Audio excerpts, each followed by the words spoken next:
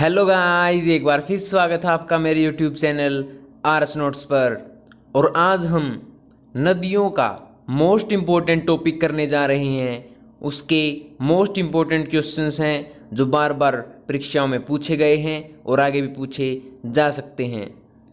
तो आप इस टॉपिक को कर लेना, आपके 2 नंबर एग्जाम में पक्के हो जाएंगे। तो आइए वीडियो को शुरू करते हैं। पहला क्वेश्चन है, हरियाणा की नदियों का वर्णन किसमें किया गया है? हरियाणा की नदियों का वर्णन जो है वो किया गया है ऑप्शन बी, वामन पुराण में। याद रखिएगा। अगला है, प्रवाह के आधार पर हरियाणा की नदियों को किस प्रकार बांटा गया है? किस प्रकार बांटा गया है? ये बांटा गया है उत्तर प्रवाह और दक्षिण प्रवाह, यानी ऑप्शन सी इसका आंसर है। ए एंड बी दोनों ही आंसर हैं, उत्तर प्रवाह और दक्षिण प्रवाह। याद रखिएगा। अगला है, हरियाणा की प्रमुख नदियां कितनी हैं? हरियाणा की प्रमुख नदियां कितनी हैं? HSSC में बार बार पूछा गया है। हरियाणा की प्रमुख नदियां जो हैं वो है ऑप्शन सी। ऑप्शन सी 9 नदियां जो हैं वो हरियाणा की प्रमुख नदियां हैं। याद रखिएगा, ऑप्शन सी। फोर्थ क्वेश्चन है, अरावली पर्वत से कौन सी नदी निकलती है? अरावली पर्वत से कौन सी नदी निकलती है? कृष्णा भी निकलती है, इंदौरी भी, दोहन भी। ए बी सी तीनों ही निकलती हैं, तो ऑप्शन इसका आंसर हो गया डी, यानी सभी नदियां। याद रखिएगा, ऑप्शन डी सभी नदियां जो हैं वो अरावली पर्वत से निकलती हैं, जिन्हें दक्षिणी नदियां भी कहा जाता है। कृष्णा, इंदौरी और दोहन अरावली पर्वत में। अगला है, शिवालिक पर्वत से कौन सी नदी निकलती है?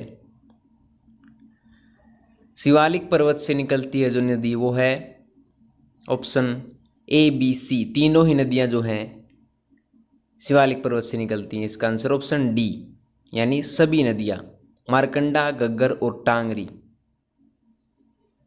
Option C. शिवालिक पर्वत जो है वो कौन सी दिशा में? हरियाणा के, यह है उत्तर में। अगला है, यमुना नदी हरियाणा में कहाँ से प्रवेश करती है? यमुना नदी जो है वो हरियाणा में कहाँ से प्रवेश करती है? ये करती है ताजेवाला से, यमुनानगर से। Option A. याद रखिएगा, ऑप्शन ए इसका आंसर है।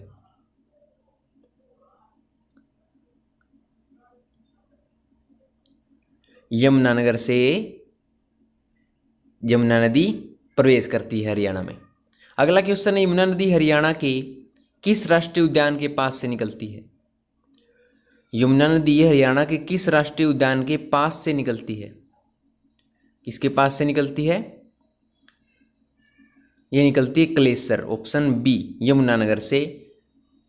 Option B. अगला है, पश्चिमी यमुना नहर से सिंचाई कहाँ कहाँ होती है? पश्चिमी यमुना नहर से सिंचाई कहाँ कहाँ होती है? ये होती करनाल, रोहतक और सोनीपत, तीनों ही जिलों में सिंचाई होती है। ऑप्शन ए बी सी इसका आंसर सही हो जाएगा, ऑप्शन डी, यानी सभी नदियां। अगला है, हरियाणा और उत्तर प्रदेश के बीच बहने वाली नदी कौन सी है? हरियाणा और उत्तर प्रदेश के बीच बहने वाली नदी कौन सी है? ये नदी है यमुना, ऑप्शन सी इसका आंसर है। याद रखिएगा। अगला है, सदा बहने वाली व खुला नाला किस नदी को कहा जाता है?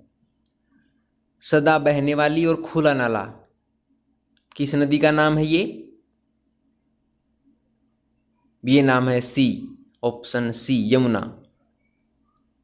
यमुना नदी को सदा बहने वाली और खुला नाला कहा जाता है। अगला, सिंचाई की दृष्टि से सबसे महत्वपूर्ण नदी कौन सी है? सिंचाई की दृष्टि से सबसे महत्वपूर्ण नदी कौन सी है? यह है यमुना, ऑप्शन सी। अगला, सिंचाई की दृष्टि से सबसे महत्वपूर्ण दूसरी नदी कौन सी है, आपको ये बताना है। पहली थी यमुना और दूसरी बताना है आपको। दूसरी नदी कौन सी है, ये है ऑप्शन डी घग्गर।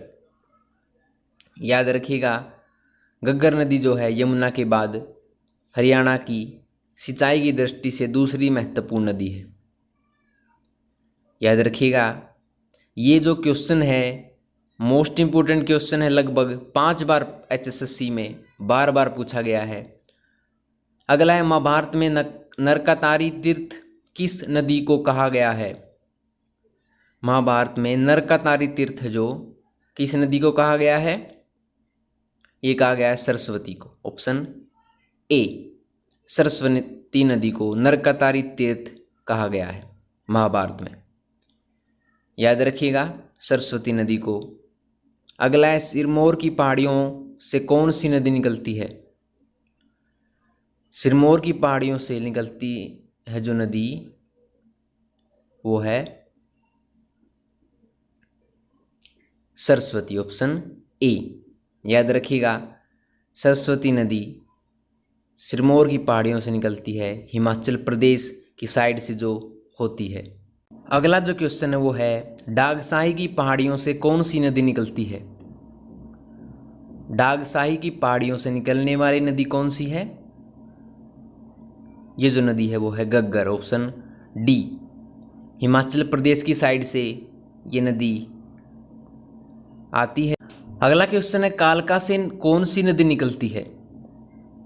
कालका से कौन सी नदी निकलती है, आपके सामने ऑप्शंस हैं ABCD, जिसे मौसमी नदी भी कहा जाता है। ये नदी है ऑप्शन डी घग्गर।